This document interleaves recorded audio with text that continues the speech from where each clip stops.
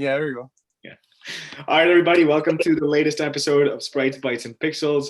It's been a while since we did one of these, and it's been so long that I actually forgot what episode we're on. So I think this is episode like 24, 25-ish. We're in and around that marker. So we're like almost halfway through to a full calendar year of episodes because we release every other week. So at 26 will be that magic 1 year number for us. Very excited. Today we have myself, we have Wilson, and our guest speaker today is Wilson's cat that's hanging out in the back over there. Oh, two cats. We have two guest speakers today. Oh, I didn't even see him. Yeah. He's like hiding in the background. He's like a shadow. Yes, sir. So yeah, today we're going to be talking about something that is something that I have a lot of fun playing, a genre that I have a lot of fun playing. I know it's something that Wilson's not totally into, so it'll be cool for us to talk about it, see why some people are more apt at following these kind of games than others, and that genre is tactics-based gaming. And the thing is, I'm the one that suggested this topic. It wasn't Robin. Robin was like, "Hey, we're going to talk about tactics games, Wilson. So sit down and shut up, and I'm going to talk about them." This was like, "Hey, Robin, why don't we do a tactics-based episode?" Yeah. Tables have turned. I was thinking like, hey, there was a huge world record set on gaming, so that's going to be our next episode. We're not going to reveal exactly what that's about, but it is going to be a fun episode as well. And today we're talking about tactics-based gaming. Anybody that follows the podcast, anybody that I speak to, knows that I love Fire Emblem. I love Final Fantasy Tactics, Final Fantasy Tactics Advanced. I haven't had the chance to play Disgaea. I think you said that was a tactics game. I'm so really surprised you've never played this guy because this guy would be way, way up your alley. Like, really? Okay. This could get you hooked on like a whole new series because there's like 6 of them now or 5. I know there's 5, but I believe one is coming out soon. Okay. Yeah, I've been playing a ton of Fire Emblem, and I play so much Fire Emblem that I think I told you guys last time. One of the games that I'm currently playing is the OG Fire Emblem on the Game Boy Advance. And then I realized, Fire Emblem is one of my favorite franchises, and I love to collect graded games. So now I'm on the hunt for a sealed or a graded Fire Emblem that's a high grade. And I've been in talks with one guy he's even more of a hardcore Fire Emblem fan than I am, and he's got one at VGA. So hopefully he comes back as a high grade, and we can work out a deal for like a trade or something. Because I think I want to go for the full set. So with the full North American set, starting from Game Boy Advance all the way through to the Switch. That's my goal. Great games. That's Thanks. That's great. Yay! How much do you feel like it's going to cost you to find one? So my bounty right now for like a high-ish grade was around 3,000 US. But I know that if somebody has like a really, really high grade, so like a VGA 95, VGA 95 plus, I would pay a little bit higher. But hopefully I can get some sort of a trade in because collecting for graded stuff is really expensive, and I don't have that much money to just throw at things. Yeah. So this is something that you would keep though, right? Yeah. No, Fire Emblem stuff is stuff that I love.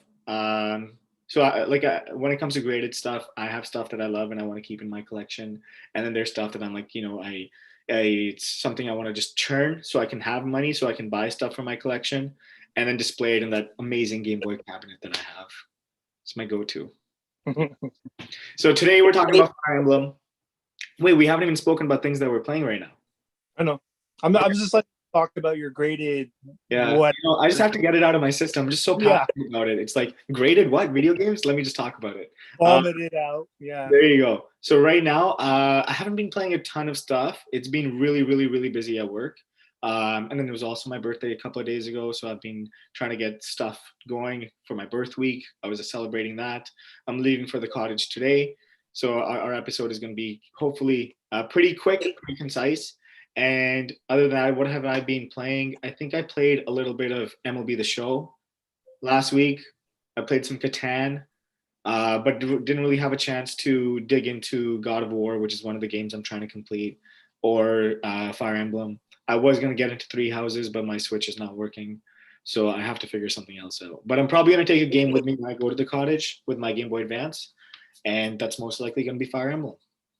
Well, if it's not Fire Emblem, why would you bring your Game Boy Advance with you? Like, is there any other games you have to play?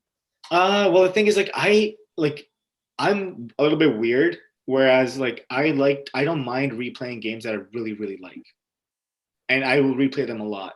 So I have Fire Emblem, I found Fantasy Tactics Advance.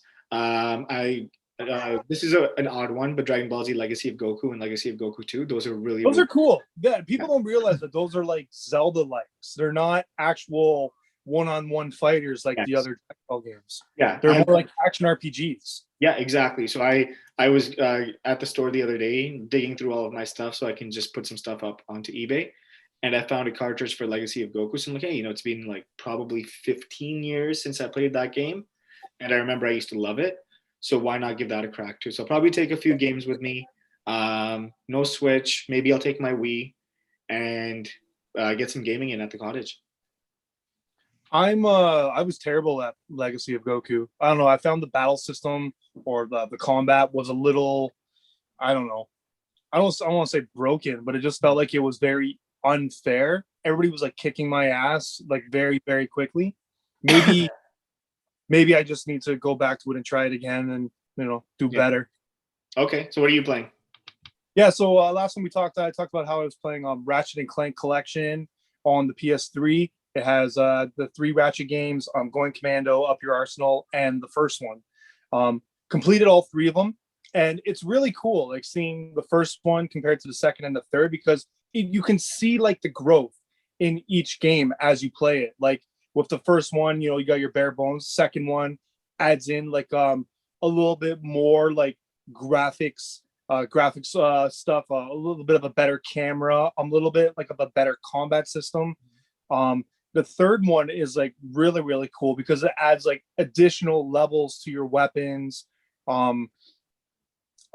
Just like better graphics, like a better view system. Like it was really, really good. So I'm going to be playing the next one in the storyline or in the video game release, and that would be Deadlocked. But I found out that I didn't have Deadlocked. Even though I had the game, I took it out off of my shelf, opened up the case. I was like, where's my disc? Why don't I have a disc for this? So I went on eBay, grabbed the disc, and I'm going to be playing that soon. So because I had to wait, I went back to another game that I used to play that I never finished, and that was Borderlands 2. I've never played the Borderlands series. How is it? Borderlands games are really good. Like for anybody that likes RPGs, Borderlands does like this really cool RPG system. It's a first-person shooter RPG, and like it's a loot shooter as well. Like there's loot everywhere. There's tons of guns to find. Really good combat.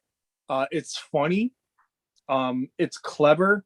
And honestly, you can find it for super cheap now. And I believe Borderlands 2 is now on the PS4 as well, in probably the Handsome Jack collection or the Ultimate collection or whatever collection they have out there. And I don't know. I don't know why more people don't like. I'm surprised that you've never played Borderlands. Like it's really good. I've played the first one.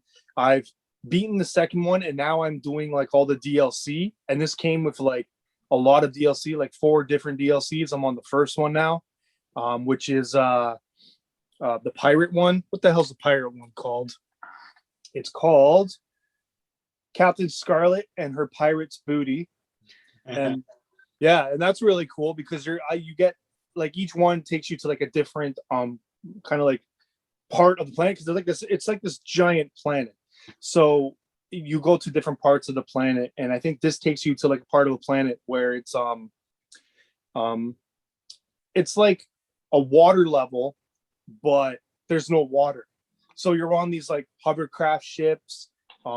If you decide to go on the water, there's like sandworms that pop out constantly. So it's easier to just use a hovercraft ship. There's like ships in like canyons. So it's like it used to be water, but the ships got caught in the canyons, and now these giant, and I mean giant ships, have become like homes for bandits and like enemies and all that, and so you're like constantly navigating through these areas. It's really really cool. I'm enjoying it. But I didn't play any of it yesterday because my back really really started killing me yesterday. Because I'm still doing my physiotherapy and all that. I'm also playing a game on my Switch. I'm playing the Sega Genesis collection, and I started Beyond Oasis. Have you ever heard of that? Yes, I have. I think I had a copy of it. CIB. Oh, really? Yeah. Interesting. So Beyond Oasis is essentially a Zelda like. It's like, and you're in the kind of like a well, your character's name is Ali, and I get a feel like there's an like it's like an Arabic world, with like the way that like the music is being done and stuff like that. I think I've beaten the first dungeon. I'm on the second dungeon now, and I read online how long it takes to beat this game.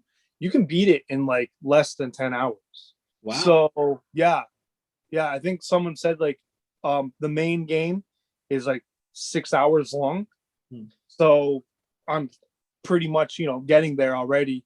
And it's a good game. I'm using the rewind function on the Sega Genesis collection a lot, because I'm finding also, like, in the same way of Legacy of Goku, the combat I find to be a little unforgiving, but I am getting better with the combat because it's an interesting combat system. With Zelda, you're always just your sword, just yeah, that's it. This combat system, you're like you're punching and kicking and all sorts of things, all with the same button. Wow. So yeah, it's a little bit more fluid. Mm-hmm. But I'm trying to get the hang of it. Nice. So is Borderlands similar to like a Fallout, would you say, in terms of the playstyle? Fallout is more clunky. Okay. And I mean that in all respect, because I love Fallout. And we're talking about Fallout 3 because the other ones were more of an isometric top-down view. Fallout 3 and going past that, they're all first persons, and they're a little bit more clunky with the menu system, with the just with the combat. I found when I played Fallout, I would use the bat system a lot because I never could find the aiming to be precise for me with my weapons. Borderlands, when I'm shooting, I feel like I'm connected. Okay. Fallout, when I'm shooting, I don't feel like I'm connected. Okay, got it. Interesting. But yeah, seriously, if you get an opportunity, and you feel like going back to your PS3 or PS4 or whatever, check out Borderlands. For anybody that hasn't played Borderlands, give it a shot. I don't know, like I'm surprised that you didn't play it. Yeah, I think I like to stick to like a really specific genre. So for me, it's like open world stuff like Horizon, God of War, Ghost of Tsushima, Spider-Man, that kind of stuff, or it's like tactics-based stuff. So tactics to me, I think I really like it because it's like what I find with these larger scale storyline games is that you have to sit down and you have to dedicate at least like, I don't know, an hour, hour and a half, 2 hours to progress through the storyline. And if you take a big step back from playing these games and then you go back to them again, it's really hard for you to just snap back in and be like, okay, I know exactly what's happening. I know where I am in the storyline. I know what I was doing before. So let me just pick it up and let's go. With tactics games, especially like Fire Emblem, what I like is every chapter has like its own battle. And you can, after the battle's done, you progress in the chapter. So I'm the kind of guy that I skip on all the stuff that's happening in the chapter. I'm like, I just want to go to the battles. That's all I want to do. So I like it because for me, I can just pick it up and I can maybe play like 30 minutes, 45 minutes. If I clear the match, great. If I don't, then I turn the system off. And when I come back to it, I'm at that same stage in the match that I was before. So that's what I like. What about you? But the thing is, with tactics games, I find that the storyline is usually a big part of it, because they're after the combat, there's like all of these characters you can talk to and kind of progress the story. And I find if you don't do that, you don't get the full, You're right. the You're 100% right. Yeah, you're 100% right. I think especially even with like when I played Fire Emblem Three Houses, so that's the one that's on the Switch. I think it's the most recent one. I don't think there's been a new one released after that. But in this iteration of the game, essentially you have three storylines that are happening. There's legit three houses. You get the opportunity to be the leader of one of each house and yeah, progress through the story based on the house that you've chosen. And the stories are interconnected. And if you're paying attention to the stories, you can then understand what's happening in the world without giving too much away. So you're right. Like keeping in touch with what's happening with the stories is important. There's also other things that you can do in these tactics-based games because there's like a support system. So if you're talking to these people consistently, if you're talking to your allies consistently, your support system ranking goes up. So you can have like a C level support or you can have an A level support. So when these two units are close in proximity to each other and they're fighting something, if you have high support systems, it helps you. I don't know what kind of a boost it does, but I'm pretty sure it gives you some level of like a boost in those battles. So it's really good. For me, as I've said many times before, I like to play these tactics games like very, very differently. I just want to make it as tough as it is as it possibly can for me. And I like to just go in and I just like to kick ass. And I die a lot, I lose a lot of characters, and then I keep restarting and then I'm playing again. But for me, the story has never been a big call like draw point, a big like calling card for me. I usually just skip through the story as quickly as I can so I can go to the next match. that's interesting. I thought you liked tactics games a lot because of their story. That's a little bit surprising. Now, you're also a grinder though too, aren't you? You enjoy you appreciate the grind. You're willing to to um grind enough to like progress through a story. Yeah, because usually I play on hard or I play on like very hard, whatever the hardest difficulty is. And I don't want any of my characters to die. And I don't want any like usually when you're playing a tactics game, you have like a core group of people, like maybe 5 to 7 characters, and you're like, I'm putting all of my effort, all of my emphasis on these 5 to 7 characters, and that's it. For me, I don't like to do that. I like to like at least maybe have like one or two really, really good ones that I carry forward in like all of my matches. But aside from that, I like to spread it out. Like I like to spread out the leveling of these characters. So what typically what happens is like let's say you're fighting, you have a match and you're fighting a monster, or you're fighting an enemy. I'll use some of my stronger characters to bring that enemy down to like a really low health point, and I'll bring in one of my shitty characters that's like really low level. He goes in, he gets the kill, he levels up, and then I try to keep my units pretty balanced. So that adds another layer of difficulty too. So you just have an alpha, and then you have like these other ones that kind of bump up a bit as you progress through the game. Yeah. Otherwise, typically people just have 5 to 7 main characters, and those are the only ones they focus on. But for me, I like to keep it like as close to even as I can across the board. So I'll do like one or two like OP strong characters that I pump a lot of effort into. And then everybody else comes in and I keep them going. Like I'm a big fan of using archers. Like I love ranged.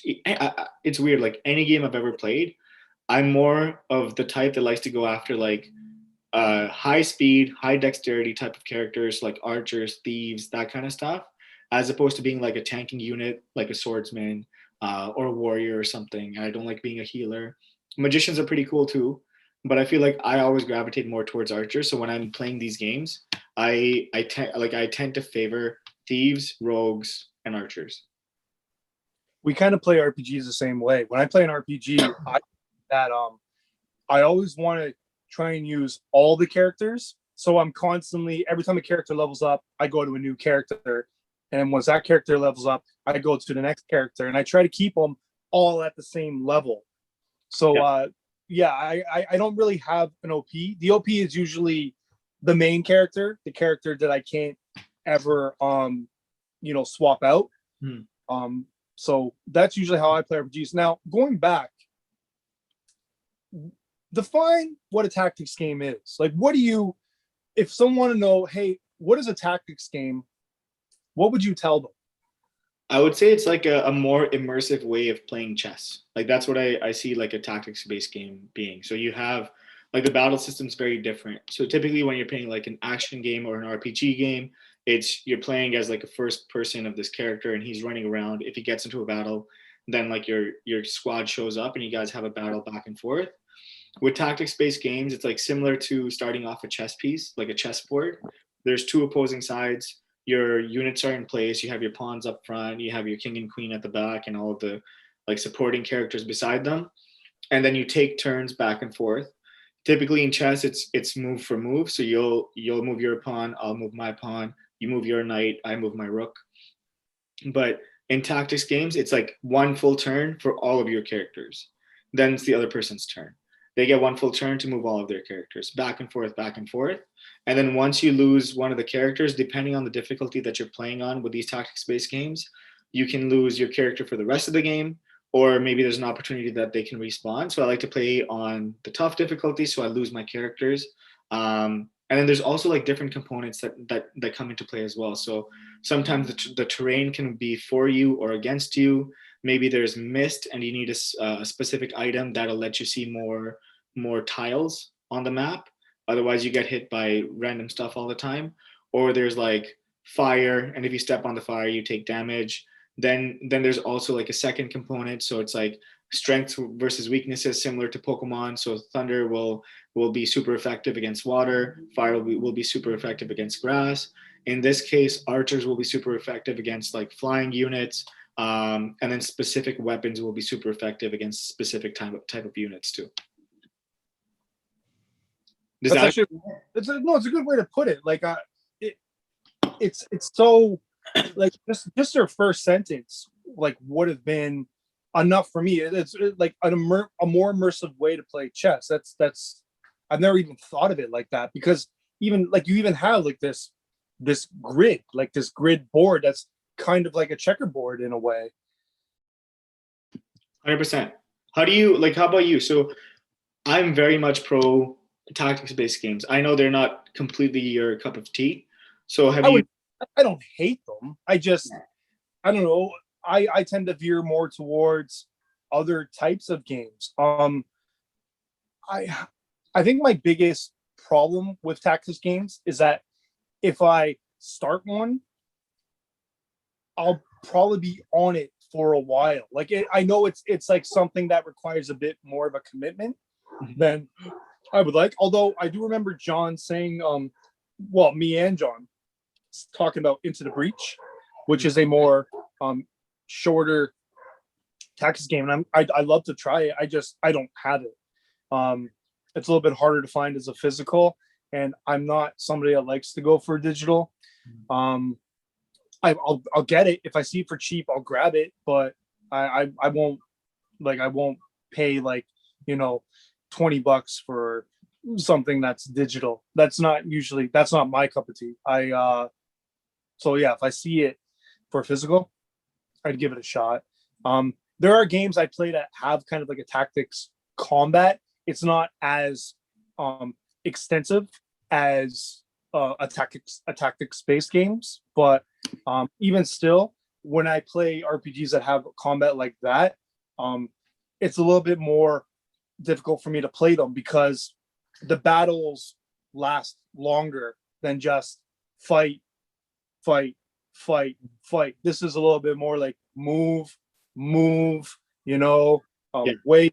attack, like stuff like that.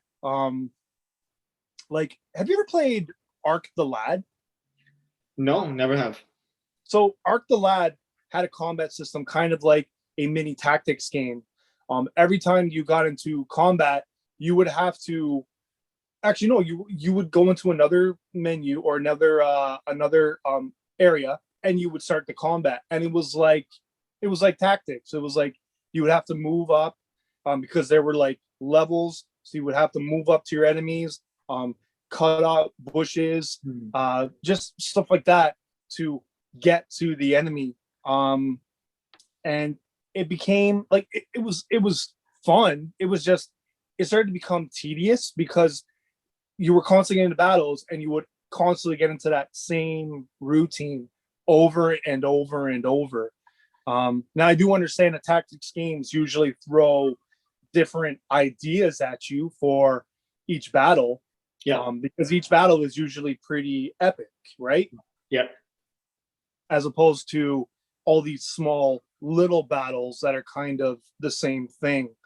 Um, I've played like Final Fantasy Tactics. Mhm.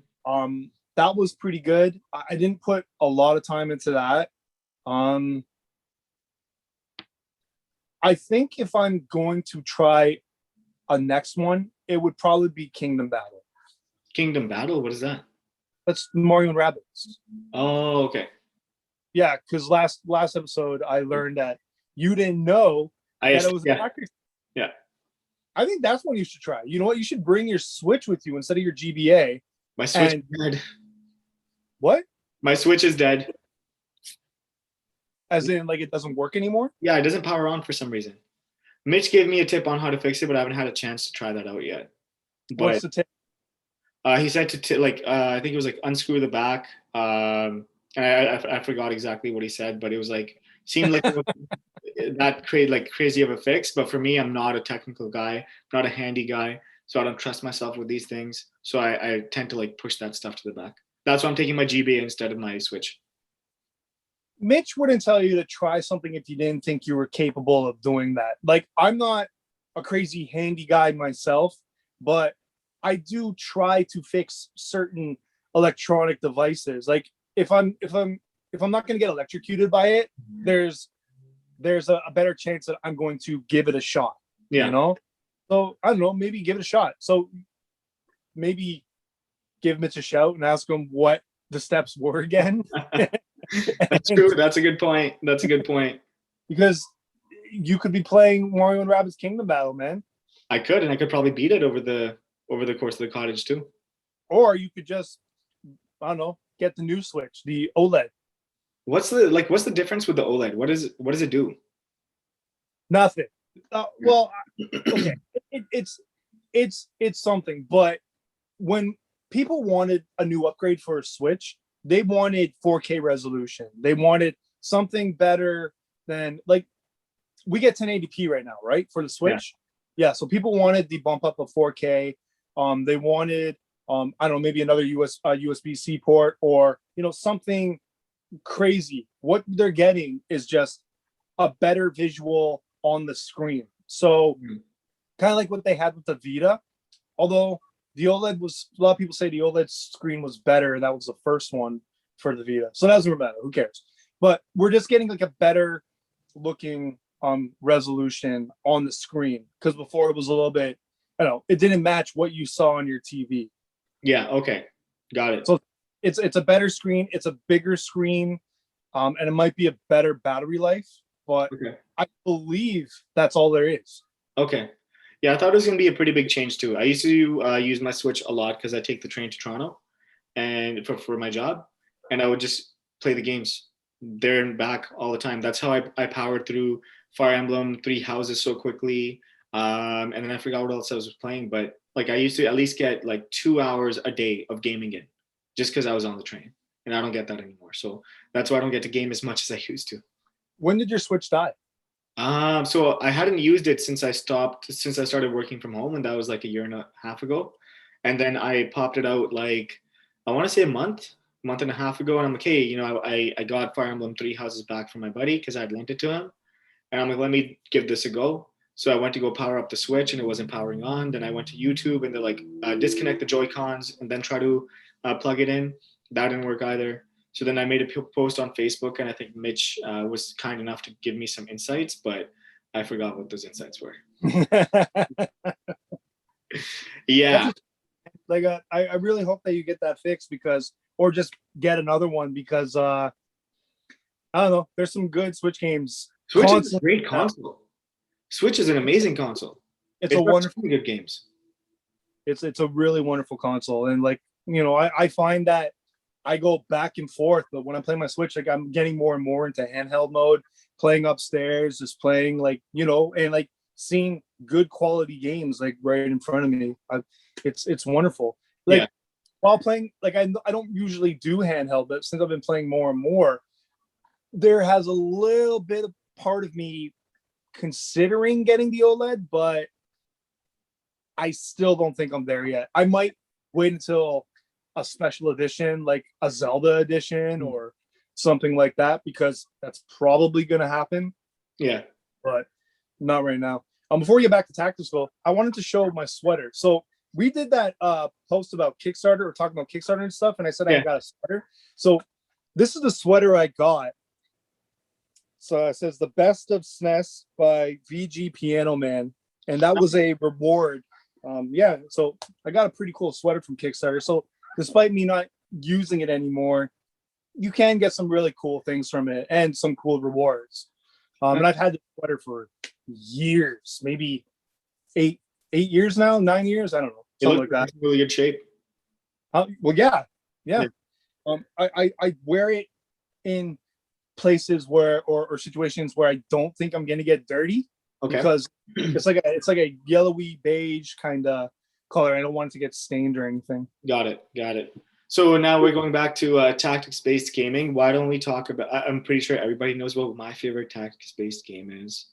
It's definitely Mario Rabbids Kingdoms or whatever it was you were telling me. That's my favorite.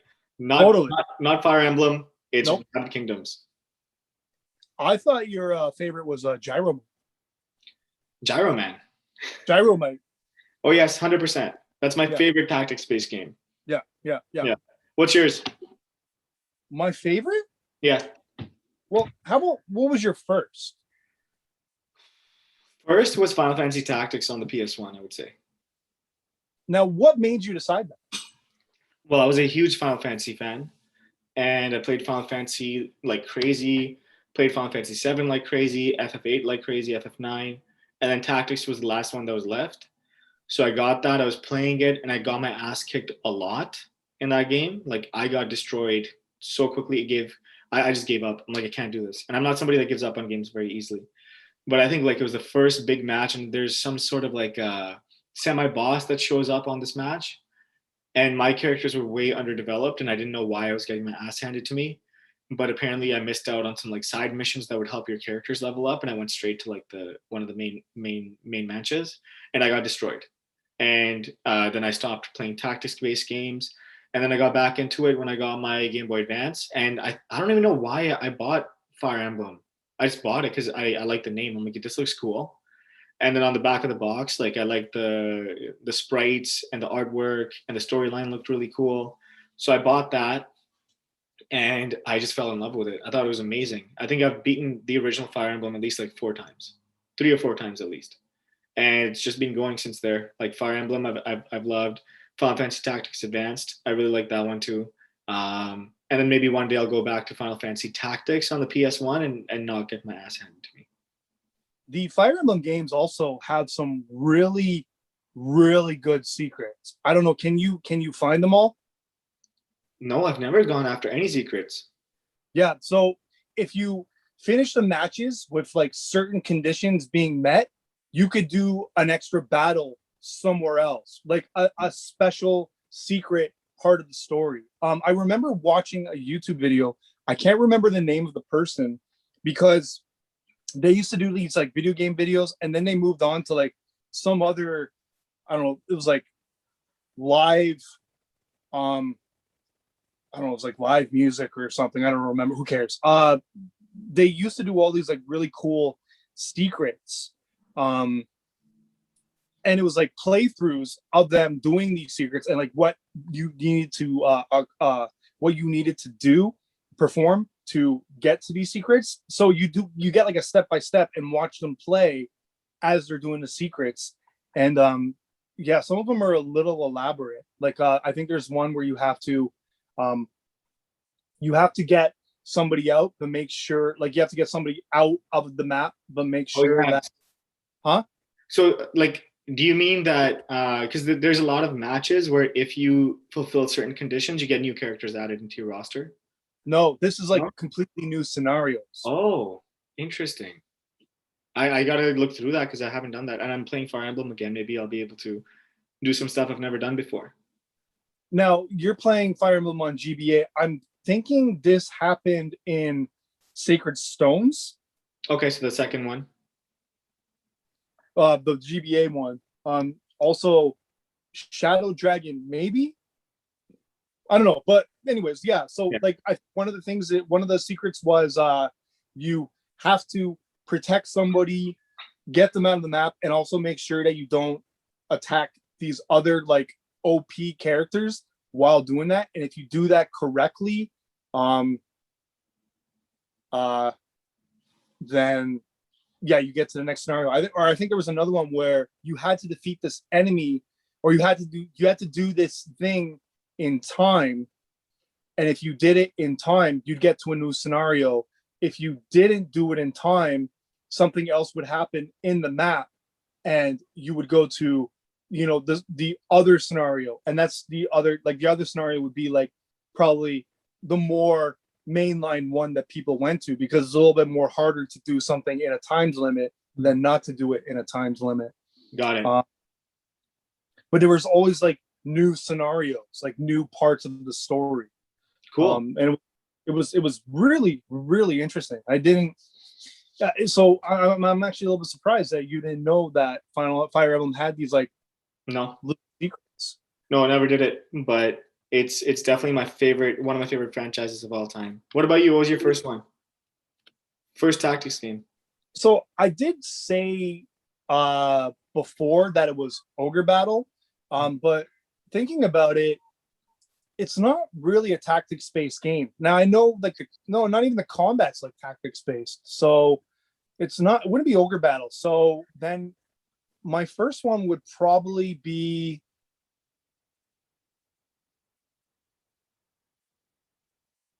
I don't know. Interesting. Well, I mean, like, Probably it's not like you have like 7,000 games sitting there behind you that you no, can remember every single thing. not at all. It's just, I could pick out one and be like, it was this one, but I don't remember. Like, what did I say earlier that I had tried but never completed? Like, I guess Final Was it Fantasy. Tactics Ogres? Hmm? Was it Tactics Ogre? No, Okay. I think it was Final Fantasy Tactics, but I think it was Final Fantasy Tactics Advance. Did you like that or no? It was okay. Very interesting story, but the rule system, like you played it, I have. that rule I don't system remember the rule system. It's been like very, very frustrating. it's been a while since I played though. So much like in Final Fantasy VIII with Triple Triad, where you had rules for that card game, like if you got to a new area, new rules were introduced. That's kind of like what happened in Final Fantasy Tactics Advance. Like as you got more comfortable with the combat, a new rule would happen. Like I don't know, can't use magic, can't use physical attacks. Like there'd always be like these limitations, and if you did that, you would fail the battle. Now, one thing about tactics games, and I've always thought this, one of the reasons I don't usually go to them is because I find that I'm it's like you're being set at a limit. Um, in in the older tactics games, you weren't able to kind of progress. Like if you did things improper, you would get stuck. I remember playing Shining Force, which maybe that might have been my first tactics game. I remember playing Shining Force. I got to a big battle, but I couldn't beat it. But when you reload your save, I'd be back in that battle again. Like, so I would never be able to complete that battle because I hadn't done things the way I should have earlier. Okay. Do you find that with tactics games, or do you find that you can always get past something even if you keep failing over and over? I feel like I can get past things even if I keep failing over and over. It's like with these tactics based games, and especially the gameplay that I like to take, it's that if you make any sort of an error, you're going to get fucked. So you have to play these games, and it's like you get to a certain point and you're hit with this huge roadblock and you die, or one of your characters dies. Then you have to restart the match. And it's like you get to this roadblock again, you figure out how to pass it, and then you maybe inch like 5 or 10% closer to beating that match. Then another roadblock happens. And if you don't do it correctly, you get fucked again. So it's like the one thing that I liked about tactics-based games is that you have to be like near perfect to beat these matches sometimes, especially if you progress to like later stages of the games.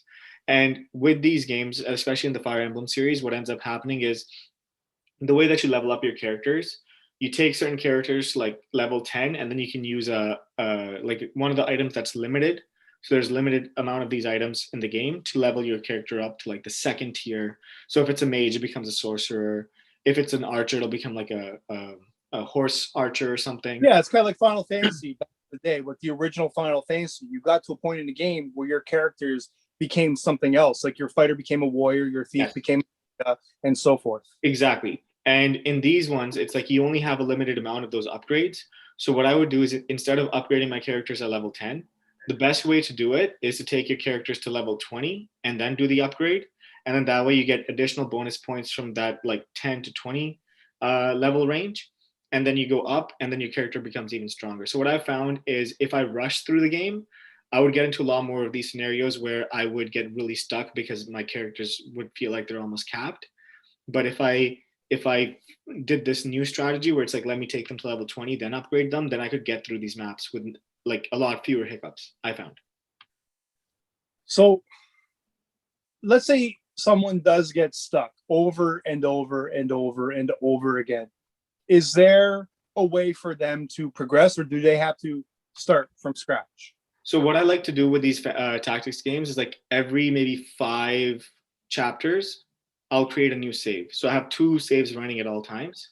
So let's say one is like chapter 5. Then I'll have a new save that's like chapter 5 to 10. Then I'll have a chapter 10 save, and I'll go back to saving on chapter 5 for like chapters 11 to 15. And I keep going back and forth. So that way I never get stuck in a situation where I have to go back to like ground zero. I'm just back maybe like 5 chapters, and I know how to get past them this time, and I know how I can do things better to make it so I don't get stuck. That's worked for me. So there's a chance that you will have to play situations over and over again, even if you've done like 5 situations, you'll still go back to an earlier save, even though you've passed 5 scenarios. Yeah, because there's, I think, I forgot which Fire Emblem it was, but it was like you get to certain matches. Typically, you have the opportunity to pick who you want on your squad, but there's times where your squad gets split into 2, and then you only have half, and then in that half you might only be left with people that you didn't put a lot of effort into, and you're just not strong enough to beat the next matches, or there's chances where characters that might have been perceived as being like minor characters become major characters later on in the game, and you have to carry them on your squad. And if they die, then you lose. So you can either play one of 2 ways. One is like you play really handicapped, and you set like 1 or 2 characters to protect that one character for the rest of the game, or you take a step back and you focus on grinding that character up and leveling them up so they can handle their own. So these are a couple of scenarios that might mess people up. So you can always have like a 5 chapter save strategy, and that's helped me. So this is probably why I don't really get into tactics games. I don't like repeating. I don't do replays of games. Like there are certain games that I'll give pass to, like Donkey Kong Country 2, Alundra, Wild Arms, Final Fantasy 7. Like those are games I've replayed in the past, but with everything I have now, like I always want to try something new. And you're saying that with tactics games, there's a good chance that you're going to replay a scenario because you're going to know what to do this time around. But that's only if you play on really hard difficulty and you play like a crazy maniac like me, where I don't want to lose any characters. If you just want to progress through the story and you play on like normal mode or easy mode, and you're fine with your characters dying, you can power through a tactics game without a lot of effort, without a lot. Yeah, but I've found, or I've heard many times that the most satisfying way to play a tactics games, and the most like proper way, is to play on hard mode with permadeath. Yeah, that's how I like it, and that's how like a few other hardcore Fire Emblem fans like it too. But not everybody's like that. Some people want to play normal. Like even with me, I like to play every game on hard. But God of War is an example where it was just I was dying way too much on hard mode, and I had to go back to normal. So it just depends. Like, do you get more enjoyment out of playing it on hard, or do you get more enjoyment out of progressing in the storyline? If your answer is storyline, then just go play normal. If your answer is you want to be a crazy maniac like me and you want to play really, really hard and not lose any characters, then you do that. That's the beauty of gaming. There's many options. Absolutely. It's just there are certain ways you should be playing certain games. Like when I turn on a game, I don't go right to hard, but I won't go right to easy either. I start on like the mode that the developers want you to try, you know? Yeah. When I started Crosscode, I chose the mode that the developers had set it up for, and even said, this is a difficult mode. Are you sure you want to try this? Like, this is the mode that we want people to do, but are you sure? And I went on yes. And I beat the game. Like, I put 40 or 50 hours into that game, but I beat that damn game and I enjoyed it significantly. But then again, like, it was a little bit more forgiving than a tactics game is, because at least in Crosscode, if I get to a point where I can't progress, I can go back and grind and level up and grab items and then go back again and be like, all right, let's try this again. A tactics game, I find that you can't do that. You get to a certain part, you're like, well, shit, I can't backtrack. I can't get out of here because I'm in like a next, you could call it like a next stage or a next scenario, and you can't go anywhere. You can't grind. You can't level up. Yeah. So that's why I have a little bit more trouble with tactics games, because it's just like, well, you're fucked. What are you gonna do now? It is very linear. It's like, at least in Super Mario World, if you go to the next level, you can always go back to the previous ones and play those again. In tactics games, you don't get that. You got to keep going to the next level, the next story, the next story, the next story. There's no going back.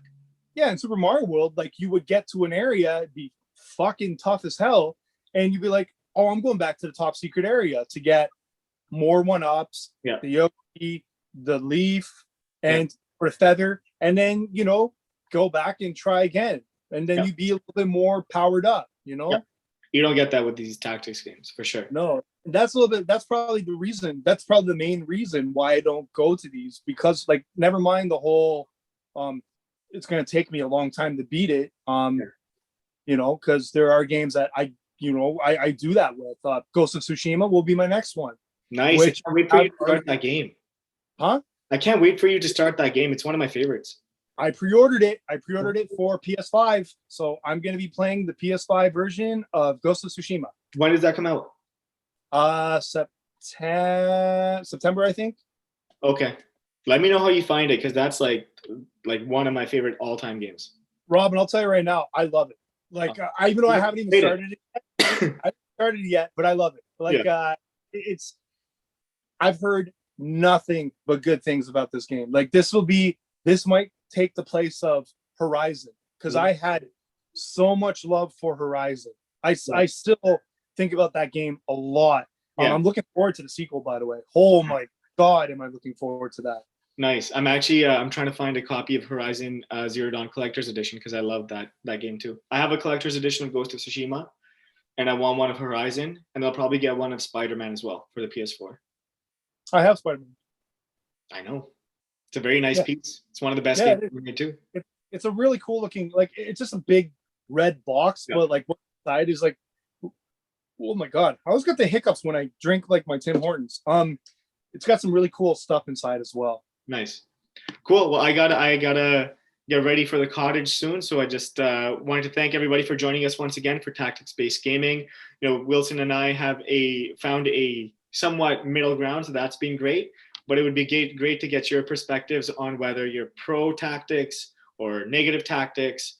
And aside from that, if you guys have any other topic ideas in terms of things you'd like us to talk about, shoot them in the comments, and we would be happy to talk about them.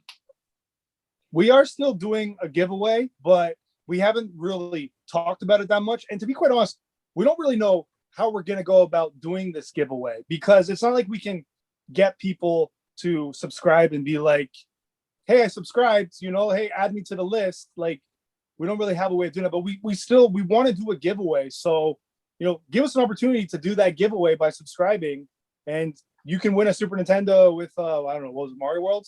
Mario World, yeah. Yeah. We'll probably throw in like another game or something. Yeah. Yeah. And I think maybe like once we get to 100, we can just take the whole list and do a random .org thingy. Chris is great at that. And then just highlight whoever the winners were, and they can just reach out to us. Yep. Cool. Thanks everybody so much for joining us, and we'll see you next time. Peace. Bye-bye.